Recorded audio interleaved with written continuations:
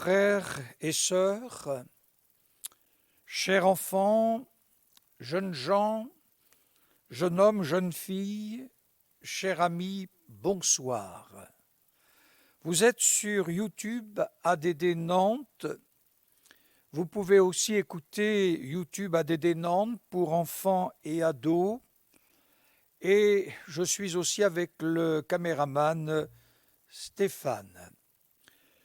Chaque soir, c'est avec joie que je viens dans votre maison et vous attendez cette heure aussi avec impatience. Votre Bible près de vous et je vous invite à l'ouvrir dans le livre du prophète Jérémie, chapitre 9e, à partir du verset 1er.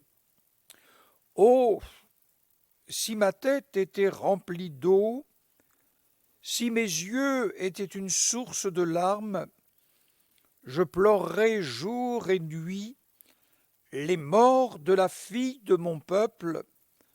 Oh, si j'avais au désert une cabane de voyageurs, j'abandonnerais mon peuple et je m'en éloignerais, car ce sont tous des adultères, c'est une troupe de perfides, ils ont la langue tendue comme un arc et lancent le mensonge. J'aimerais retenir ce verset. Oh, si j'avais au désert une cabane de voyageurs, j'abandonnerai mon peuple. C'est un homme qui ouvre son cœur. Un jour, un journaliste posa une question à un homme dont le pays était et est encore en guerre. Si on ouvrait ton cœur, il répondit, si on ouvrait mon cœur, il en sortirait de la douleur, des malheurs, des deuils et de la peur. Et si ce soir, avec l'honnêteté dont vous avez, et si l'on ouvrait votre cœur, et si l'on ouvrait mon cœur, qu'en sortirait-il ? Nous sommes confinés les uns les autres et nous devons rester confinés, se protéger soi-même et protéger les autres, notre prochain. Peut-être que dans le cœur, il y a de l'inquiétude, parce qu'un être cher travaille dans le corps médical. Peut-être parce que vous souffrez, vous n'avez pas pu faire le deuil comme vous l'auriez souhaité. Un être cher vient de vous quitter et vous n'avez pu malheureusement faire le service funèbre comme vous l'auriez souhaité. Et nous pourrions multiplier les exemples, ce qui veut dire que aucun cœur n'est insensible à ce qui arrive dans notre nation, ce qui arrive de par le monde entier. Nous ne sommes pas insensibles, nous sommes peut-être dans la crainte, dans la peur d'aujourd'hui et de demain, et nous nous posons la question comment ces choses vont se terminer. C'est Jérémie, c'est l'homme de Dieu qui souffre, qui est écrasé, qui est fatigué, et dans ses lamentations, verset 1er, verset 12e, je m'adresse à vous qui passez ici, regardez et voyez s'il est une douleur pareille à ma douleur, à celle dont j'ai été frappé. Il souffre parce que le peuple de Dieu s'est éloigné de Dieu. Il souffre parce que le peuple écoute ces faux prophètes qui prophétisent des choses contraires à la volonté de Dieu et qui disent que tout va bien. Voilà pourquoi cet homme ose ouvrir son cœur et dit « Oh, si j'avais au désert une cabane de voyageurs, si j'avais au désert un refuge pour les voyageurs, j'abandonnerais mon peuple et je m'en éloignerais. » C'est une assemblée d'infidèles à l'égard de Dieu et de sa parole. Jérémie avait été victime aussi.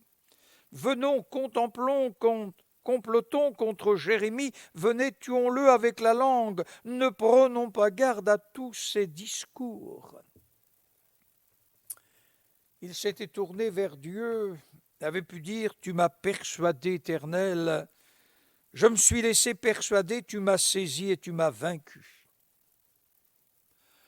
C'est un homme qui souffre aussi intérieurement et sa marche sera très longue avec Dieu. Mais une chose est certaine, c'est que Dieu ne permet pas que l'on se réfugie dans la solitude, ni qu'on prenne la fuite. Nous vivons tous le confinement. La solitude est quelque chose qui pèse. Il se peut que vous soyez seul. Il se peut que vous soyez entouré de votre famille, mais intérieurement que vous soyez seul. Nous serions tentés de prendre la fuite. Ne regardons point à ce que nous pouvons vivre, mais regardons aussi ce que Dieu peut faire. Dieu peut dire par le prophète Osée, « Je guérirai leur abandon de moi, je réparerai leur infidélité, j'aurai pour eux un amour sincère. » Peut-être en ce moment d'être sensible à l'égard de la parole de Dieu, à l'égard de Dieu, à l'égard de Jésus-Christ, à l'égard de ce que la parole de Dieu nous révèle. Peut-être nous avons fermé la Bible, nous l'avons mis dans un endroit, et là nous sommes seuls. Et c'est le moment pour nous de pouvoir réouvrir la Bible, de pouvoir réouvrir notre cœur et de réaliser que nous avons besoin de guérison du fait que nous avons abandonné Dieu, que nous avons été infidèles à l'égard de sa parole. Mais malgré notre situation, Dieu nous aime. Il nous parle d'un amour sincère. Et Dieu a une appréciation de la situation spirituelle de son peuple. Et notre insensibilité provient de notre ignorance. Et nous pourrions en réalité voir dans notre cœur tout ce qu'il y a, seul avec nous-mêmes. Je me souviens, lors d'un culte d'adoration, il y avait une personne qui était là pour la première fois. Et lorsque nous chantions, elle était agitée, elle se levait, elle revenait à sa place. Et je me disais, cette femme, elle va quitter le culte, elle va s'en aller. Mais en réalité, à l'issue du culte d'adoration, elle m'a demandé un entretien et nous nous sommes entretenus.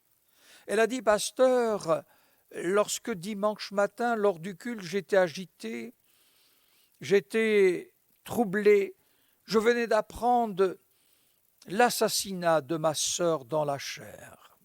Oui, mon ignorance était là, mais lorsqu'elle a ouvert son cœur, j'ai compris mieux son agitation. Vous vous souvenez de Moïse qui, à l'âge de 40 ans, après un appel de Dieu, va pour libérer le peuple d'Israël qui est en Égypte et il pense que ses frères vont comprendre. Puis en réalité, ils ne comprennent pas. Ils le rejettent, ils le malmènent. Et puis 40 ans après, Dieu se révèle à lui en lui disant, il faut que tu ailles, que tu te rendes vers le pays d'Égypte, tu vas délivrer mon peuple. Et là, Moïse va être ce serviteur récalcitrant. Il va plaider devant Dieu et dira à la fin, envoie qui tu veux, mais pas moi surtout. Je bégaye, j'ai du mal à m'exprimer.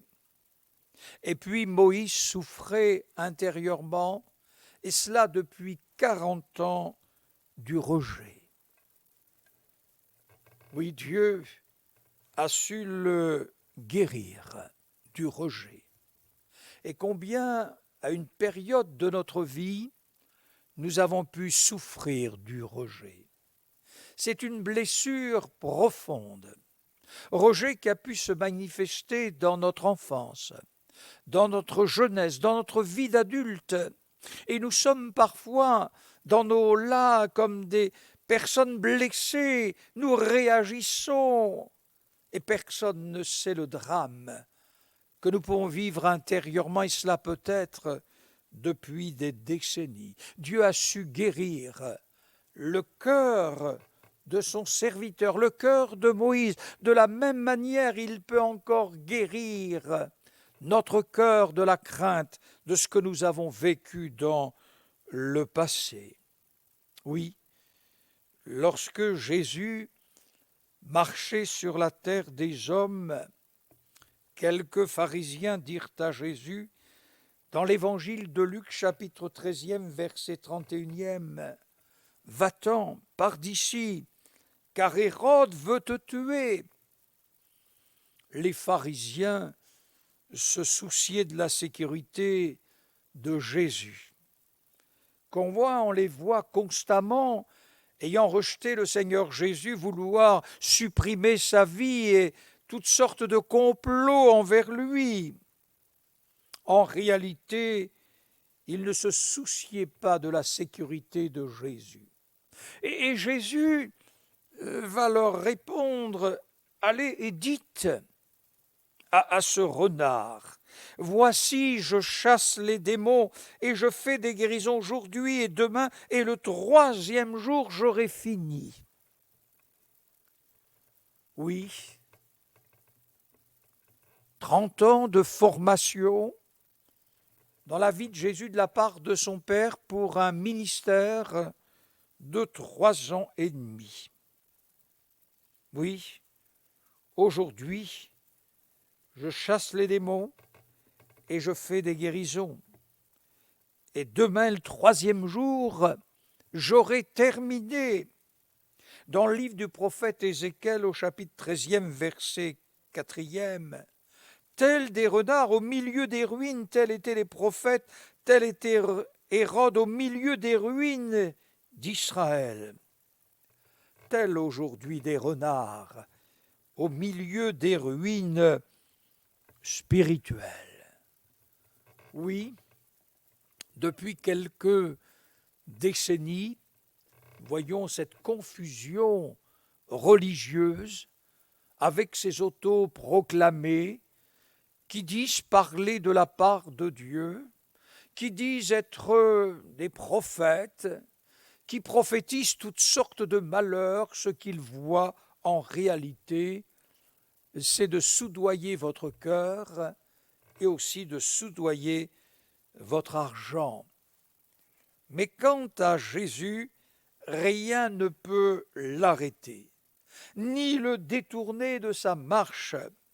Mais il faut que je marche aujourd'hui et demain et le jour suivant. Celui qui marche, celui qui continue de marcher, celui qui parle, celui qui console, celui qui nous restaure dans nos cœurs, il nous parle de restauration de nos cœurs, de la restauration de l'amour, doit être au cœur de la visitation de Dieu.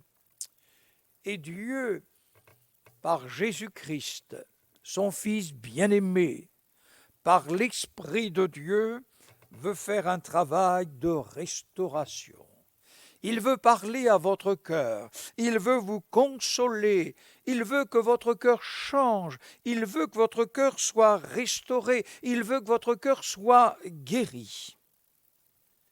Oui, dans le livre de l'Apocalypse, il se peut que vous appartenez à une église, il se peut que vous soyez en rupture avec l'église, en rupture avec Dieu, en rupture avec Jésus-Christ.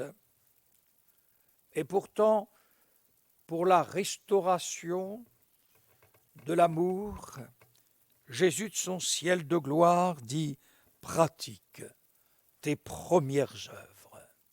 Et les premières œuvres qui se manifestaient dans l'église d'Éphèse, c'était un retour au commencement de la création de cette église. Souvenez-vous, dans votre vie, lorsque vous êtes venu à Dieu, comment votre vie a été régénérée, comment cette joie profonde, comment cet amour merveilleux a touché votre cœur. Je me souviens, lorsque le Seigneur a touché mon cœur, pendant plus de 2 heures, j'ai pleuré. J'étais terrassé, je pleurais, j'implorais la grâce, le pardon de Dieu. Et mon cœur, qui avait tant souffert depuis l'âge de 4 ans, là venait d'être transformé, régénéré. Je me suis relevé, et là j'étais rempli de l'amour de Dieu, et à partir de ce jour, ma vie ne fut plus la même. Oui, Jésus pouvait dire, tu as abandonné ton premier amour. Il y a un amour pour le Seigneur, pour son Église, pour les perdus. Voilà comment était l'Église quand elle vivait dans l'amour et pratiquait ses premières œuvres. Et là, dans cette situation de la pandémie du Covid-19, combien d'hommes et de femmes font le point dans leur vie et néanmoins sont en train de prier de réouvrir leur Bible et de faire cette promesse à Dieu. Je vais reprendre le chemin de l'Église. Je vais reprendre le chemin de la restauration. Je vais reprendre le chemin de la visitation dans ma vie. Oui, je vais renouveler ce que vraiment et Dieu va me guérir. Oui, il n'est pas suffisant de se rappeler des jours anciens, même de demander pardon pour avoir chuté. Il faut revenir à ce que nous étions auparavant. Partager ce que nous avons reçu, ce que vous avez reçu dans votre vie, qui est en sommeil dans votre cœur, mais qui veut se manifester par l'amour et la grâce de Dieu. Oui, on voit dans le livre de l'Exode au chapitre 24e, verset 5e, c'est la jeune génération qui va se voir confier la responsabilité de l'avenir. Vous qui avez marché depuis longtemps avec Dieu, il n'y a pas un conflit de générosité dans notre Église, dans nos vies. Mais jeunes gens, jeunes filles, donnez votre cœur à Dieu. Consacrez votre cœur à Dieu. Dieu a des choses merveilleuses pour vous, des promesses extraordinaires pour vous.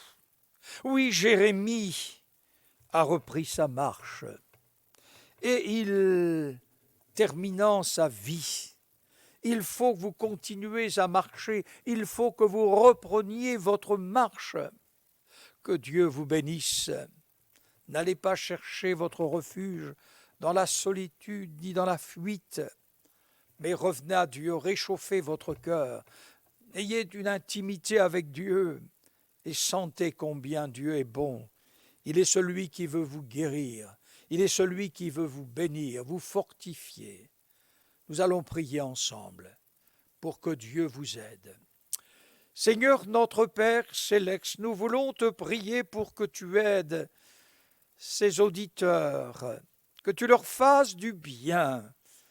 Seigneur, fais du bien à leur cœur ce soir. Tu vois leurs pensées, il n'y a que toi qui sais sonder le cœur de l'être humain. Il n'y a que toi, Seigneur, qui sais les blessures, qui sais les peines intérieurement. Viens faire grâce. Te prions pour qu'un grand nombre reprenne la marche avec toi, reprenne le chemin de l'Église. Nous te prions de guérir et de bénir les foyers. Nous te prions de bénir notre nation, de bénir les nations. Nous te prions, Seigneur, d'être au soutien de celles et de ceux qui se consacrent 24 heures sur 24 pour sauver la vie des hommes et des femmes, des jeunes gens et des jeunes filles, des enfants. Fais du bien, Seigneur, et à ton nom soit la gloire. Amen.